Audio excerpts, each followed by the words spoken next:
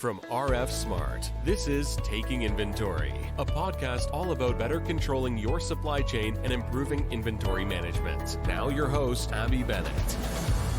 Welcome back to Taking Inventory. I am your host, Abby Bennett, and today we are diving into a customer story featuring our advanced picking and shipping product. We are joined by a very special guest, McKinley Carr from Crispi US. McKinley, welcome to the podcast. Thank you. I am really excited to share with our listeners how you are using our products and improving your supply chain. But first, share a little bit about Crispi US and what you guys do. So Crispi Italy is a boot company, and Crispi US does wholesale and retail business in North America. So we distribute to a lot of retailers across the country, up in Canada as well, and then we sell direct on our own website. We're involved in hiking and hunting, general outdoors, but anyone can wear our boots if you're going outdoors, doing some hiking, a little backpacking, whatever you're doing out in the mountains. What's your role on the team at Crispi?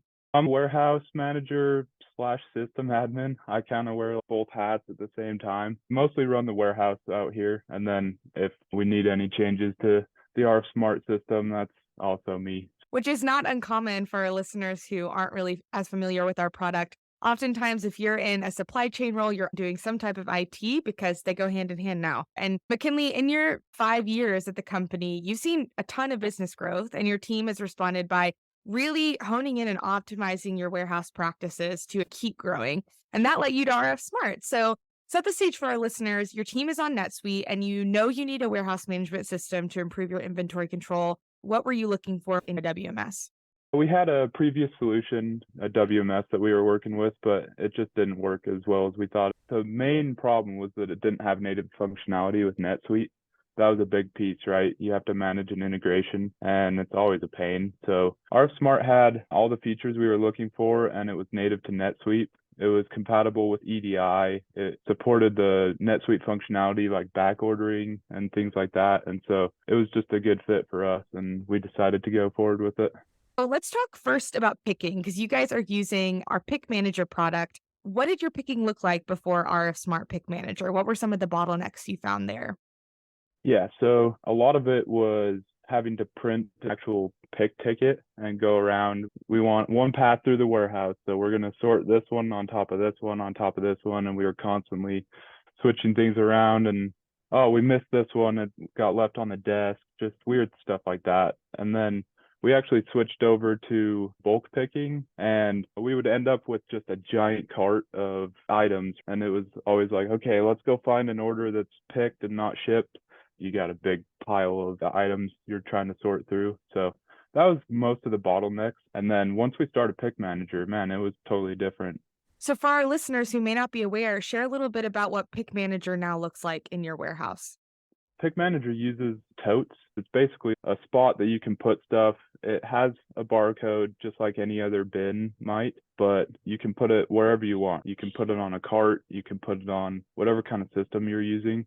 And that essentially becomes the order number. And so once you get back to the pack station, you can just scan that tote and it'll pull up your order, and everything stays sorted like it should be. You're not trying to look for stuff. All the items for that order are right there.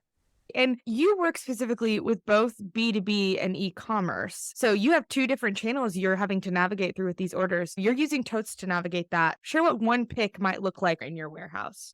Yeah, sure. So we have two different styles of picks. One is that e-commerce side, and then the other one is that B2B wholesale side of things. And so they might vary completely, because an e-commerce order is probably going to have one, maybe two pairs of boots, maybe a pair of socks on the side, versus those B2B orders are anywhere from 5 to 100 pairs of boots and maybe even more. So the picking style is different. For our e-commerce side, we use a wire cart. It's got 18 little slots that we'll put boots on. And then for our B2B side, it's oftentimes a flat cart or even a pallet if the order gets big enough. We'll just put that tote barcode on the pallet itself and just use that as the tote. And then when you get back, this whole pallet is just one order. We've found that the tote system works with just about any order you can think of. We've enjoyed that quite a bit, and it's improved our efficiency a lot. It's cool to hear how you looked at the situation you had, which was B2B and e-commerce, And you didn't make it one size fits all. You used Pick Manager and really created a holistic system to work on both sides, which is obviously what we want all of our customers to be able to do, to work with their software and not feel like they have to mold everything to it. So what are some Right. of those picking improvements that you've seen?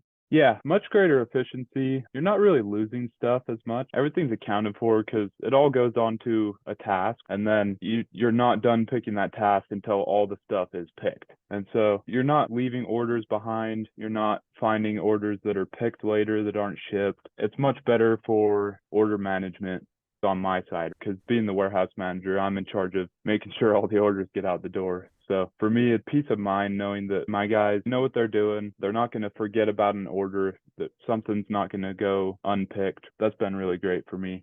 Absolutely. And as you've made these picking improvements, that's just one part of your supply chain, but it's important that all the time savings, all the efficiency savings isn't undone later in the process in your warehouse, right? So Right. this leads us to your use of our smart shipping, which we're excited to talk about. You implemented this after your initial WMS implementation, and I want to tell listeners the why behind that choice. So let's start there. What were your shipping pain points before implementing RF Smart Shipping?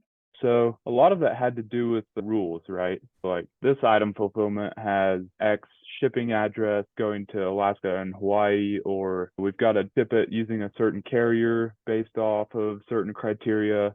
There was oftentimes a lag between you ship the order and then you're waiting for all the packing lists and the shipping labels to print. And so people are standing around like, all right, when is this going to print? So that was a lot of the pain points, all that customization around shipping, which I think everybody understands if you've been in shipping. How is your shipping team managing that? Were there sticky notes to guide them through the process? Was it just all worker knowledge? How did you make sure that they stayed in the parameters for all these different types of shipments? A lot of it was up to me, honestly. I would get a bunch of Gmail chats from my customer service team Oh, and like, hey, make sure this one doesn't go out the door. Or, hey, this one needs to go overnight instead of just normal ground shipping. So it was always a juggling game of I forgot about that, or I wasn't at my laptop for a while. We're gonna have to refund their shipping or whatever it is. And so it was much easier once we started using shipping to essentially deal with those special circumstances as well as all the other rules we wanted to implement. so let's talk about the rules engine. RF Smart Shipping has a feature where basically during implementation and on through as your shipping needs change, you're allowed to create these rules that guide your shippers through this scan, ship process to make it as efficient and easy as possible. Tell us a little bit about how you're using the rules engine. What are some rules you guys have created and what does that look like? So, in my opinion, it's the best feature of the shipping app.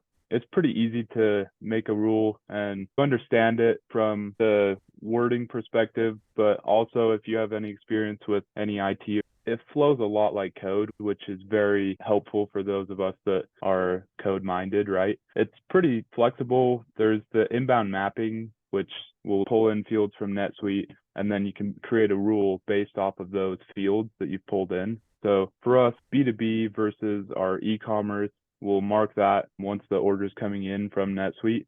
And then we have different rules.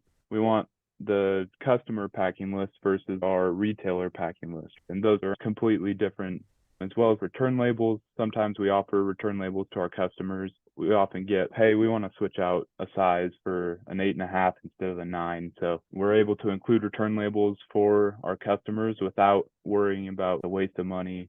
A big one for us was actually FedEx Ground versus FedEx Home Delivery. They're strict about if this is a residential address, it has to go FedEx Home Delivery or else we're going to give you a surcharge. So we were able to even put that into the rules. So whatever FedEx validated, we're able to choose that shipping method.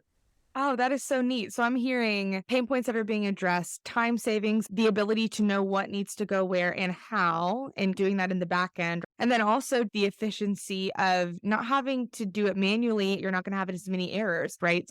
Yeah, the UI is super nice. I mean, it's really easy to train somebody new. You just plug them in and it's like, okay, scan the tote, find your item, there it is, scan it, choose your box and hit ship. Everything just flows. That's been a big improvement for us. The ease of training is absolutely awesome as a warehouse manager. That's music to our product managers' ears. It's wonderful to hear that that's going well for you guys. We talked a little bit about the rules engine, and I want to talk about another piece of the functionality that you guys are using. One of our standout features is our EDI connector. And I know this will resonate a lot with businesses who work with either vendors or retailers, and they need to be able to have all captured shipping information sent through their EDI. So let's talk a bit about that. What was your process before the EDI connector in our shipping product? What would that look like as far as capturing that information? It was always a pain. We need some sort of system that works with EDI. There's actually really not that many out there. You have to patchwork together if your shipping partner doesn't actually have an EDI functionality built in. So it was a little bit roundabout. You had to essentially make sure that all of the NetSuite fields were filled out, right? Because none of them were going to get filled in on their own. With the EDI plugin, our product offers a seamless integration to your elected EDI partner so they can create and send ASN or that advanced ship notice without manual interaction instantaneously. Like you said, it streamlines that process. So, how has this impacted your ability to balance the needs of being a compliant vendor with your internal need for greater efficiency? All the fields come in from NetSuite, and then any fields that need to be filled in are just automatically pushed back to NetSuite from the shipping app. It essentially makes it just like any other order, right? You don't have to print off the GS1 labels and put those on the boxes or anything like that. It all feels like a regular order. And so that's good for the shippers because they don't have to worry about quite as many things as they used to. It gives them more efficiency, right? Because you're not always thinking about all the different circumstances. It's been great. We never have any problems. All of our shipments just flow out. The invoices send out and we get paid. And so having an EDI connector in the shipping app has greatly improved our functionality.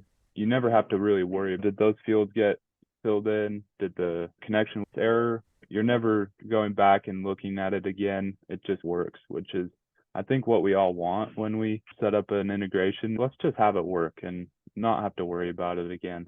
Absolutely. It just works. That's probably the best customer testimonial you can hear right there. In all of this, through shipping, through other areas of your supply chain, you just really partnered well with RF Smart, used their inventory experts and put in the work to utilize this solution the best way possible. So we really love hearing these kind of inventory success stories. What does partnering with RF Smart mean to you? Yeah, a little backstory. When we first started with RF Smart, it was just like any other company in my mind. I wasn't expecting anything personal with any of the team over there. But as we got to know RF Smart a little more, work with them a little more, it was really cool to see that RF Smart really cares about the customer input. And I think that's something that goes overlooked for a lot of software companies. I actually was able to beta test the shipping, and it was really cool to get the feedback from the RF Smart employees and then have my feedback be heard and implemented. And it feels more like a partnership than we just pay for a service. So that's been really enjoyable for me. Awesome. Thank you, McKinley, for taking the time to share your customer story. And thank you to our listeners for joining us today. Please don't forget to subscribe to Taking Inventory anywhere you get your podcasts, including Google, Spotify, and Apple Podcasts, or on our website at rfsmart.com/podcast to get email updates when we drop a new episode. And check out Crispi's products. We will link their website in the description. Thank you again, McKinley, and we will catch you all on the next one. Thank you, Abby.